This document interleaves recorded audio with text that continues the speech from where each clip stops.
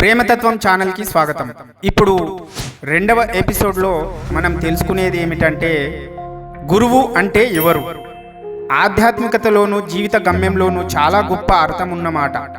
గురువు అంటే ఎవరు? గురువు అంటే మన జీవితంలో ఉన్న అజ్ఞానాన్ని తొలగించి జ్ఞానాన్ని వెలిగించేవాడు గురువు. గురువు పాత్ర జ్ఞాన మార్గదర్శకుడు. జీవితంలో ఏ దారి తీసుకోవాలో తెలియని సమయంలో గురువు చూపించే దిశే మన మార్గం అవుతుంది.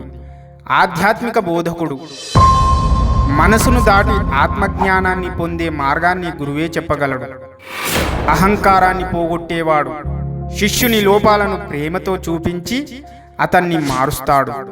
ప్రేమతో కూడిన కరుణామయుడు. శిష్యుని ఎదుగుదల కోసం తన జీవితం నైవేద్యంగా సమర్పించుకున్నవాడే గురువు. శాస్త్రీయంగా ఉపనిషత్తులు, భాగవతం, గురుగీతలో గురువు గురించి ఇలా చెప్పారు: ఆచార్య దేవో భవతి. గురువు దేవుడిలా భావించబడతాడు.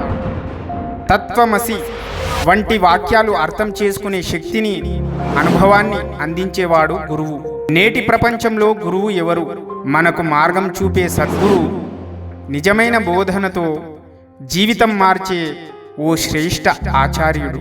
ప్రేమతో మనలను మారుస్తున్న జీవిత ఉపాధ్యాయుడు, లేదా అందరికన్నా లోపల ఉన్న అంతఃకరణ గురువు.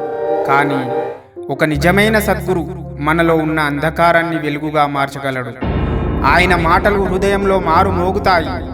ఆయన చూపే దారి మన జీవితాన్ని మారుస్తుంది. ఆయన ఆశీస్సులు శాపంలా అనిపించే పరీక్షల మధ్యలో మన బలం అవుతాయి.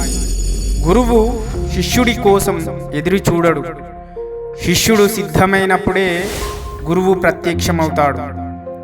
గురువు బోధన పాఠాలు కాదు, అనుభూతులు. వాక్యాలు కాదు, వైభవాలు. ఆయన జీవితం ఒక సందేశం.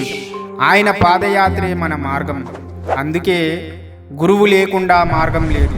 ఆయనే మార్గం, ఆయనే గమ్యం, ఆయనే అంతిమ సత్యం. తానే మనలో నిజమైన మనల్ని చూపించగలడు. ఆయన చూపిన మార్గమే జీవన మార్గం అవుతుంది. ఈ యొక్క స్టోరీ నచ్చినట్టయితే లైక్ చేయండి, కామెంట్ చేయండి, తప్పకుండా సబ్స్క్రైబ్ చేసుకోండి.